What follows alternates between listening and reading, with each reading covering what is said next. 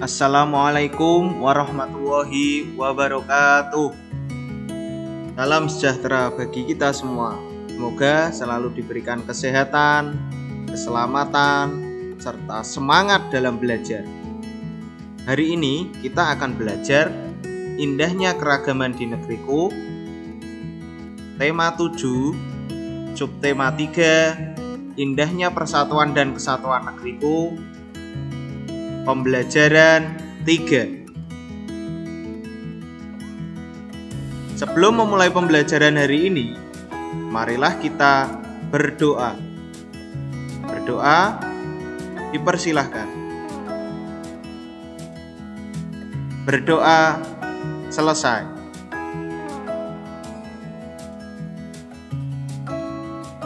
Pembelajaran 3 kali ini termuat 3 mata pelajaran, yaitu IPS, Bahasa Indonesia, dan PPKN.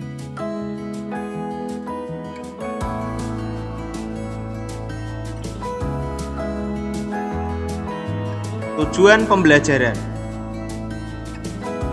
bagi berikut. Ada 4 tujuan pembelajaran pada pembelajaran 3 kali ini.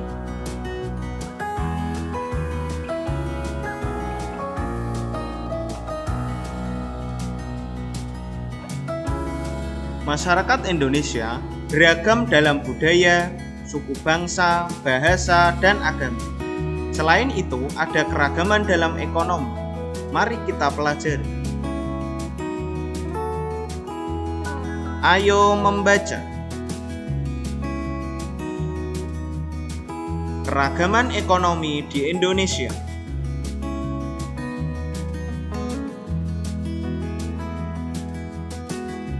Aktivitas ekonomi terdiri atas 3 bagian, yaitu produksi, konsumsi, dan distribusi. Aktivitas ekonomi Indonesia disesuaikan dengan kondisi wilayah Indonesia. Sebagai negara kepulauan, wilayah Indonesia meliputi wilayah daratan dan perairan. Wilayah Indonesia juga mengandung potensi alam yang melimpah. Namun, potensi alamnya belum mampu dimanfaatkan secara optimal bagi kemakmuran penduduk Indonesia. Sebagai generasi penerus bangsa, kamu hendaknya berperan aktif dalam pemanfaatan potensi alam secara bijak. Apa sajakah aktivitas ekonomi yang dilakukan masyarakat? Bergerak di bidang apa sajakah aktivitas ekonomi masyarakat? Berikut beberapa jenis aktivitas ekonomi dan bidang ekonomi terkait.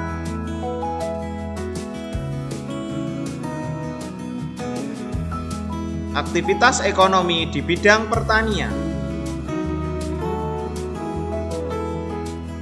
Wilayah Indonesia berada di antara lintang 6 derajat lintang utara sampai 11 derajat lintang selatan. Potensi ini menyebabkan wilayah Indonesia beriklim tropis. Wilayah Indonesia mendapatkan banyak sinar matahari dan curah hujan sepanjang tahun. Kondisi ini sangat mendukung aktivitas pertanian.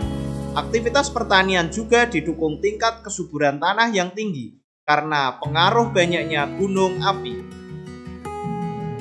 Banyak penduduk Indonesia melakukan aktivitas pertanian. Dengan mencermati kondisi geografis Indonesia, aktivitas pertanian dibedakan menjadi pertanian lahan basah dan pertanian lahan kering. Pertanian lahan basah membutuhkan banyak air, misalnya sawah irigasi dan sawah lebak. Pada contoh di samping ini termasuk pertanian lahan basah jenis sawah irigasi.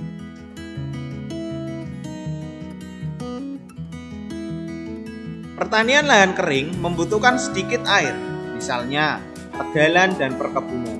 Jenis pertanian lahan apa yang cocok dikembangkan di daerahmu? Kalau seperti contoh ini, pertanian lahan kering. Kalau di daerah kita, daerah Demak, Jawa Tengah itu kebanyakan pertanian lahan basah.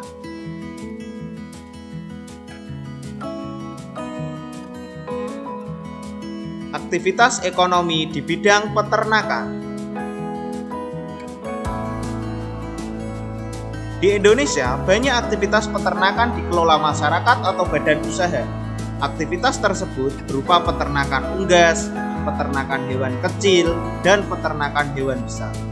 Beragamnya aktivitas ini menyediakan hasil ternak melimpah.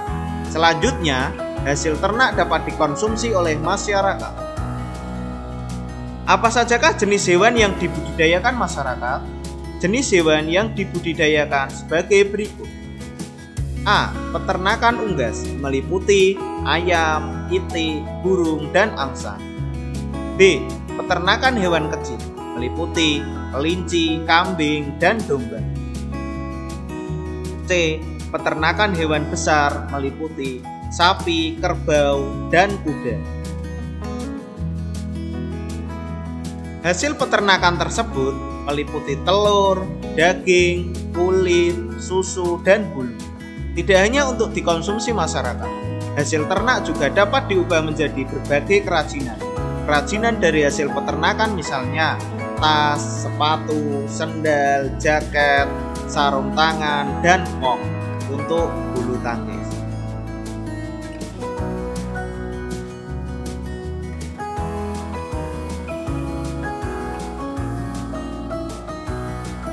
Aktivitas ekonomi di bidang perikanan.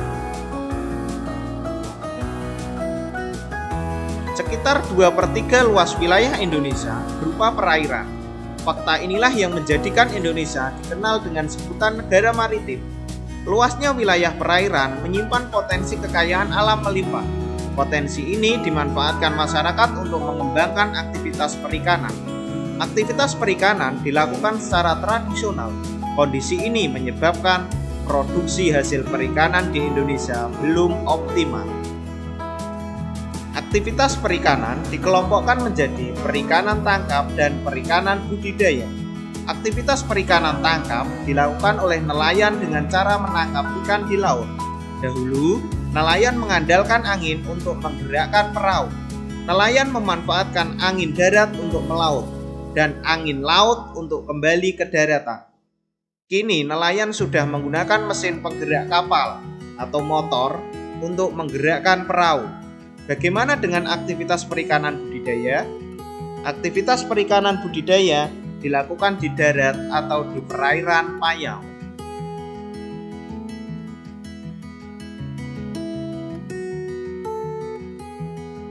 Ini contoh nelayan yang ada di laut, dan yang samping kanan layar ini contoh perikanan budidaya. Budidaya ikan di darat dilakukan di kolam, sungai, sawah atau mina padi, waduk atau bendungan atau danau. Contohnya budidaya ikan nila, lele, emas, dan mujair. Budidaya ikan di perairan payau dilakukan di tambak pesisir pantai.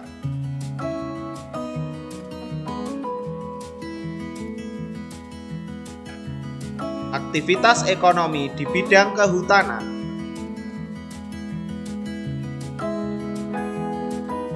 Dahulu, hamparan hutan hijau Indonesia pernah dijuluki karpet hijau. Julukan ini karena hutan Indonesia tampak hijau dilihat dari udara. Hijaunya hutan dipengaruhi oleh iklim tropis yang ada di Indonesia. Kawasan hutan Indonesia mengandung keragaman sumber daya hayati. Belum lagi potensi hasil hutan yang terdiri atas hasil hutan kayu dan hasil hutan non-kayu. Misalnya, ina, karet, damar, dan sagu. Potensi ini menjadikan Indonesia sebagai negara pengekspor kayu. Bagi Indonesia, hasil ekspor kayu menjadi salah satu sumber pendapatan negara. Aktivitas kehutanan juga perlu memperhatikan kelestarian hutan. Mengapa kelestarian hutan berdampak terhadap kehidupan manusia dan makhluk hidup yang tinggal di hutan? Kelestarian hutan dapat dijaga dengan cara antara lain melakukan tebang pilih dan melakukan penghijauan atau reboisasi lahan gundul. Hijaunya hutan Indonesia dapat menjadi paru-paru dunia. Tidak hanya memberikan manfaat ekonomis, hutan juga memiliki fungsi lain. Adapun fungsi hutan yaitu sebagai penyimpanan cadangan air tanah, penyeimbang iklim, serta tempat habitat flora dan fauna.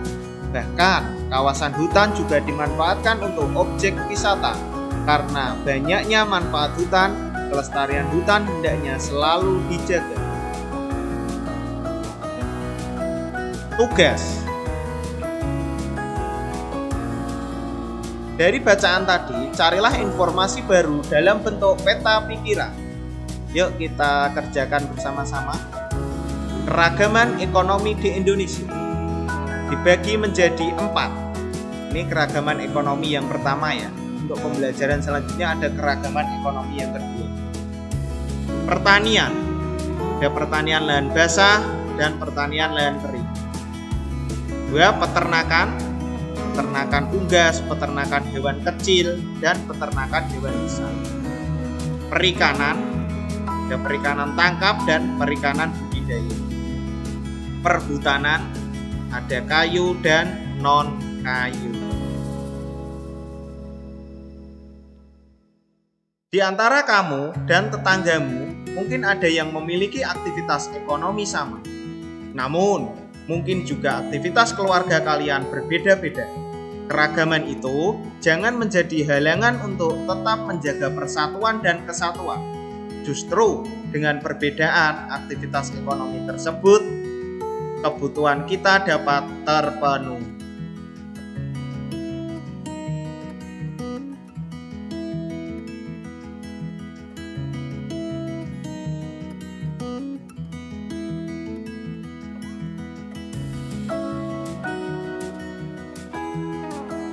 Ayo membaca. Arti penting memahami keragaman dalam masyarakat Indonesia.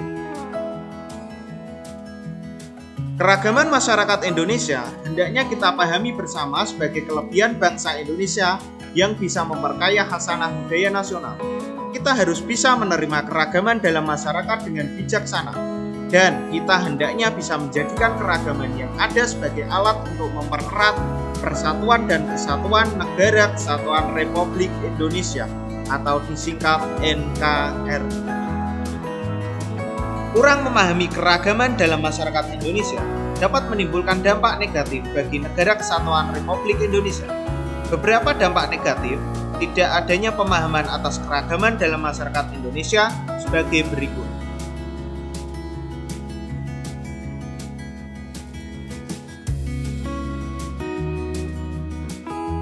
1. Terjadinya konflik, baik konflik ras, konflik antar suku, maupun konflik antar agama. Perpecahan atau disintegrasi bangsa. Perpecahan bangsa ini bisa terjadi karena terdapat konflik sosial dalam kehidupan masyarakat, baik karena perbedaan ekonomi, status sosial, ras, suku, agama, dan hasil kebudayaan. 3. Memandang masyarakat dan kebudayaan sendiri lebih baik serta merendahkan masyarakat dan kebudayaan lain. Sikap ini dapat mendorong terjadinya konflik antar kelompok. Semangat nasionalisme berlebihan sehingga menganggap rendah bangsa lain. 5. Mempersulit pemerintah dalam menetapkan kebijakan pembangunan. 6. Menghambat usaha pembangunan dan pemerataan sarana dan prasarana. 7. Kurangnya partisipasi masyarakat dalam pembangunan.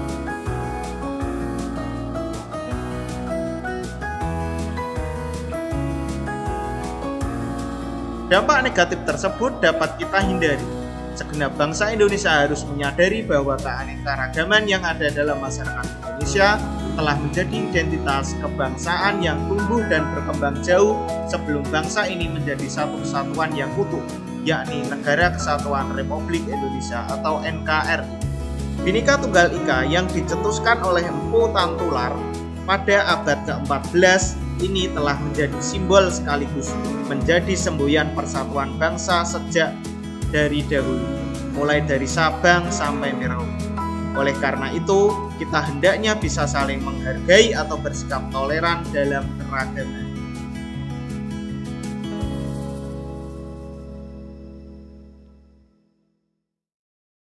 Banyak bentuk tindakan yang mencerminkan sikap toleran dalam keragaman, antara lain sebagai berikut.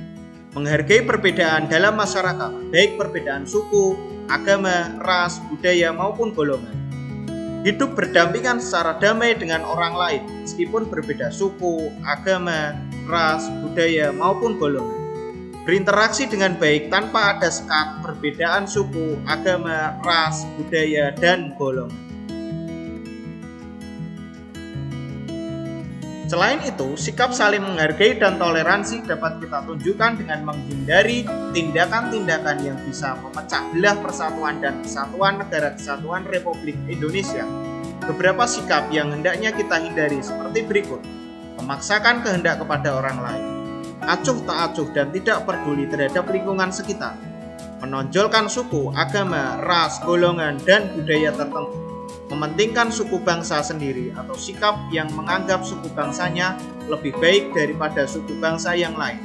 5. Cenderung memaksakan kehendak dan berani menempuh tindakan melanggar norma untuk mencapai tujuan. Mencari keuntungan diri sendiri atau mementingkan diri sendiri atau namanya egois daripada untuk kesejahteraan orang lain. Tugas: tuliskan informasi penting dari teks arti penting memahami keragaman dalam masyarakat Indonesia 1. Jika sudah, bacakan hasil tugasmu di depan bapak atau ibu guru dan teman-temanmu, atau bisa dikirim lewat WhatsApp. Informasi penting dari teks arti penting memahami keragaman dalam masyarakat Indonesia adalah sebagai berikut. Keragaman di Indonesia hendaknya kita jadikan sebagai alat untuk mempererat persatuan dan kesatuan NKRI. Dampak negatif dari keragaman Indonesia harus kita hindari dengan sikap toleran dalam keragaman. Menghindari sikap-sikap yang dapat memecah belah persatuan dan kesatuan NKRI. Untuk informasi penting lainnya dapat ditambahkan ya.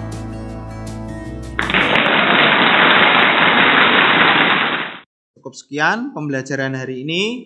Hari ini kita telah belajar kegiatan ekonomi yang ada di Indonesia, yaitu ada 4. Untuk pembelajaran 4 nanti ada juga kegiatan ekonomi yang lain. Kemudian kita juga belajar tentang sikap toleran dalam keragaman. Dunia alam, dunia belajar. Billahi taufik wal hidayah. Assalamualaikum warahmatullahi wabarakatuh.